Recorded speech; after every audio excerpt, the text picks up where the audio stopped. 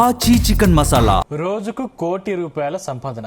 ప్రభుత్వానికి ఆదాయ పన్ను నిజాయితీగా చెల్లిస్తున్న భారతమాత ముద్దుబిడ్డ. రాజకీయాల్లో ఆయన ఓ విలక్షణ వ్యక్తి. రాజకీయాల్లో రాణిస్తూ వృత్తికి న్యాయం చేస్తున్న ఆయన విషయ ప్రజ్ఞానంలో ఆయనకు ఆయనే సాటి. భారత పౌరుడిగా, పన్ను చెల్లింపుదారులో నిజాయితీ పరుడిగా పేరు పొందారు. తన శక్తి సామర్థ్యంతో సంపాదన వివరాల్ని నిక్కచ్చిగా, నిజాయితీగా వెల్లడించడంలో ఆయనకి సాధ్యమైంది. తెలంగాణ తరపున రాజ్యసభకు ప్రాతినిధ్యం వహించే అవకాశాన్ని చేజిక్కించుకున్నారు. ఇంతకీ ఎవరైనా, ఏ రాజకీయ పార్టీలో ఆయన ఉన్నారు? తెలంగాణ నుంచి రాజ్యసభకు ఎలా వెళ్లారు?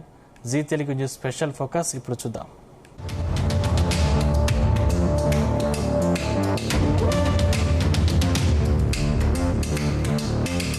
భారతదేశంలో పుట్టిన వారిలో ఆయన విభిన్న మనస్కుడు. వృత్తి వేరు, ప్రవృత్తి వేరు. ఇప్పుడు రాజకీయాల్లో ఆయన ఓ మచ్చు తునక.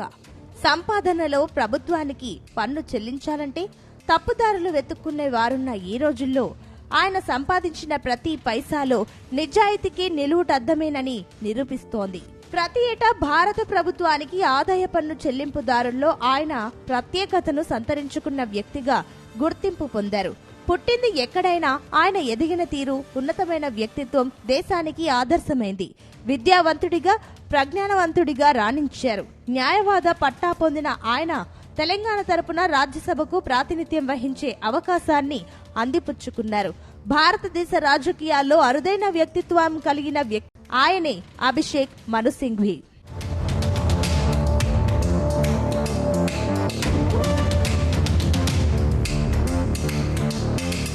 కాంగ్రెస్ రాజకీయాల్లో ఆయనది ప్రత్యేక అనుబంధం.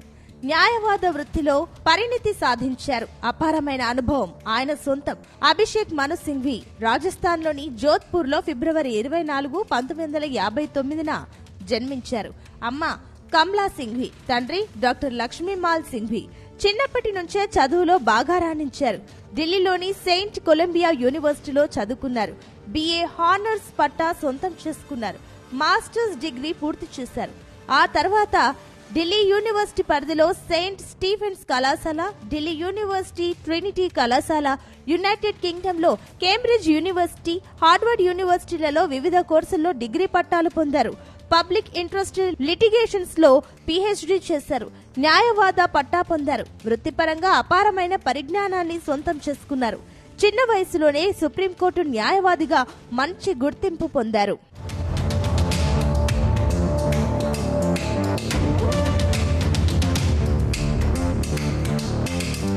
న్యాయవాదిగా మంచి గుర్తింపు పొందిన అభిషేక్ మను సింఘ్వికి కాంగ్రెస్ పార్టీ పట్ల ప్రత్యేక అభిమానం. దీంతో ఆయన ఆ పార్టీలో చేరి క్రియాశీల రాజకీయాల్లో రాణించారు. అభిషేక్ మను సింఘ్వి ప్రతిభా సామర్థ్యాలను గుర్తించిన కాంగ్రెస్ పార్టీ రాజ్యసభకు ప్రాతినిధ్యం వహించే అవకాశం కల్పించారు. పెద్దల సభలో అభిషేక్ తన మాట తీరుతో రాజకీయాల్లోనూ ప్రత్యేక గుర్తింపు సాధించారు.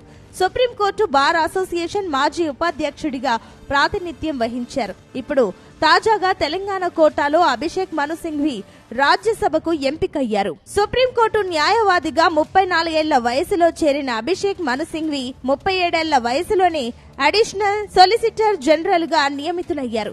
కాంగ్రెస్ పార్టీలో చేరిన అభిషేక్ సింఘ్విని అధికార ప్రతినిధిగా రాణించారు. ఇటు న్యాయవాదిగా, అటు రాజకీయాల్లో బహుముఖ ప్రజ్ఞాశాలిగా గుర్తింపు పొందారు. పిన్న వయసులోనే సుప్రీంకోర్టు సీనియర్ న్యాయవాదిగా నియమితులై చరిత్రలో రికార్డు సృష్టించారు. చిరుప్రాయంలో ప్రతిభా పాఠవాలు, న్యాయవాద వృత్తిలో అనుభవం అభిషేక్ సింఘ్వి ఉన్నతంగా ఎదిగేందుకు ఉపకరించాయి. ఇందుబాన్ రాసిన లీగల్ ఈగల్స్ గ్రంథం అభిషేక్ సింఘ్విని భారతదేశంలో అత్యున్నత స్థాయిలో నిలబెట్టింది. భారతదేశంలోని టాప్ 7 న్యాయవాదులలో ఒకరిగా నిలబెట్టింది. ఆగస్టు 2010లో ప్రచురితమైన విట్నెస్ మ్యాగజైన్ ద్వారా టాప్ 10 న్యాయవాదుల్లో అభిషేక్ సింఘ్విని ప్రత్యేకంగా గుర్తించింది. 2017లో శ్వేతా బన్సల్ సారథ్యంలో కోర్టింగ్ పాలిటిక్స్ సంపాదకీయం అభిషేక్ సింఘ్వి పనితీరును గొప్పగా కీర్తించింది. ప్రజా జీవిత నేపథ్యంలో అత్యున్నత న్యాయవాదుల్లో అభిషేక్ సింఘ్వి ఒకరని ఆ సంపాదకీయ సారాంశం.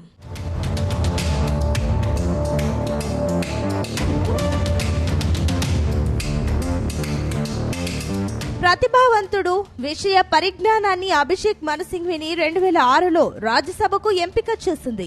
పెద్దల సభలో అభిషేక్ మను సింఘ్వి చురుకైన పాత్ర పోషించారు.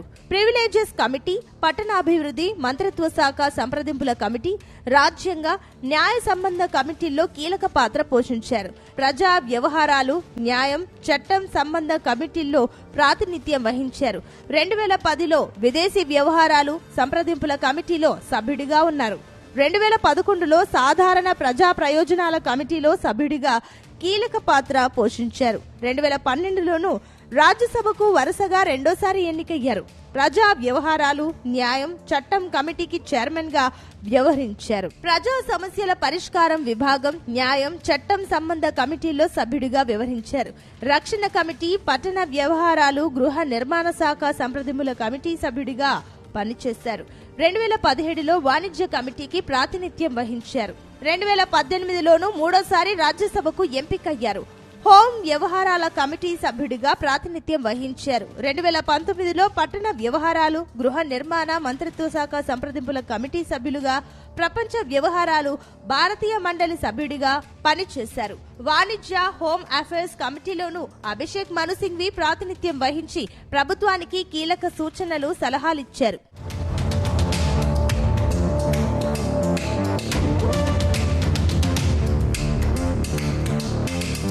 అభిషేక్ మను సింఘ్వి సుప్రీంకోర్టు న్యాయవాదిగా కీలకమైన కేసులను వాదించడంలో గుర్తింపు సాధించారు. రాజ్యాంగ న్యాయం, వాణిజ్యం, పౌర న్యాయం సంబంధాల కేసుల్లో అభిషేక్ సింఘ్వి వాదనలు చర్చనీయాంశమయ్యాయి. వెస్ట్ బెంగాల్లో DK Basu custodial death case, Naveen Jindal right to fly the flag case, Tata press yellow pages commercial free switch case, ముంబైలో ఎన్టీసీ మిల్స్ తో పట్టణీకరణలో పర్యావరణ సమస్యలు, వెనుకబడిన తరగతుల రిజర్వేషన్ కేసు, మానసిక ఆశ్రయం సంస్కరణల కేసు, రేణుసాగర్ అంతర్జాతీయ ఆర్బిట్రేషన్ కేసు, అవినీతి నిరోధక కేసు, ఢిల్లీ ముంబై విమానాశ్రయాల ప్రైవేటీకరణ కేసు, అనిల్ అంబానీ ముఖేష్ అంబానీ మధ్య రిలయన్స్ ఆస్తుల వివాదం case, Vodafone capital gain case, Sindoor case, Uttarakhand లో రాష్ట్రపతి పాలన కేసు, టాటా సంస్థల్లో Mistry case, Google competition case, కేంద్ర ఆర్థిక మంత్రి చిదంబరం కేసు, లాలూ ప్రసాద్ యాదవ్ కు బెయిల్ కేసు, శబరిమలలో మహిళలకు ప్రవేశానికి సంబంధించిన కేసు, సిగేట్ కంపెనీలో law board, telecom tribunal, national consumer tribunal case, central administrative tribunal case వాదనల్లో సుప్రీంకోర్టు న్యాయవాది అభిషేక్ సింఘ్వికి మంచి గుర్తింపు తెచ్చింది.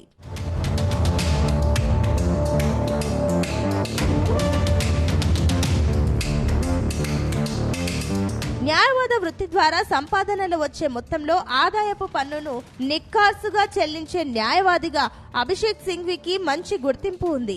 కేసును వాదిస్తే విజయం సాధించడం ఆయన ప్రత్యేకత. అందుకే సుప్రీంకోర్టులో వాదించే కేసుల ద్వారా రోజుకొక ₹1 కోటి సంపాదించే న్యాయవాదిగా అభిషేక్ సింఘ్వికి పేరుంది. తాజాగా ప్రభుత్వానికి, ఎన్నికల సంఘానికి సమర్పించిన అఫిడవిట్ లో ఆయన పేర్కొన్న ఆస్తుల వివరాలను చూసి రాజకీయ నాయకులు అవాక్కయ్యారు.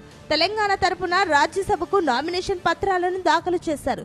ఆ సమయంలో తన కుటుంబ ఆస్తుల వివరాలను నిజాయితీగా వెల్లడించారని సర్వత్రా అభిప్రాయం వ్యక్తమైంది. కుటుంబ ఆస్తుల విలువ అక్షరాల 2,799 కోట్ల 84 లక్షలుగా పేర్కొన్నారు. అభిషేక్ సింఘ్వి పేరులో 1,625 కోట్లు, ఆయన భార్య అనితా సింఘ్వి పేరుతో 1,174 కోట్లున్నాయని పేర్కొన్నారు. వ్యక్తిగతంగా ₹1 కూడా అప్పు లేదని వెల్లడించారు. ఢిల్లీలో అవిభాజ్య కుటుంబ ఆస్తి కింద 2.5 ఎకరాల స్థలంలో ₹6 కోట్ల విలువైన ఇల్లు ఉందని అఫిడవిట్ లో పేర్కొన్నారు. ఇతరులకు ఆయన ఇచ్చిన వ్యక్తిగత రుణాలే ₹426 కోట్ల మేర ఉన్నాయి. ఇందులో తన భార్య కంపెనీకి ఇచ్చిన రుణమే ₹72.99 కోట్లున్నాయి. చిత్రకళల సేకరణ పట్ల అమిత ఆసక్తి కలిగిన అభిషేక్ సింఘ్వి విలువైన కళాఖండాలను సేకరించారు. వాటి విలువే ₹25 కోట్లుగా పేర్కొన్నారు. అభిషేక్ సింఘ్వి భార్య అనితా సింఘ్వికి కలిపి ₹160 కోట్ల విలువైన ఆభరణాలు ఉన్నట్లు వెల్లడించారు.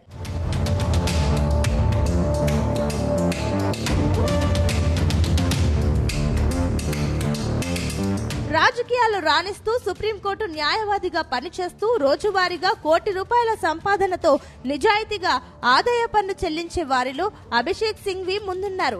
అభిషేక్ సింఘ్వి రాజకీయ నాయకులకు ఆదర్శప్రాయుడిగా నిలిచారు.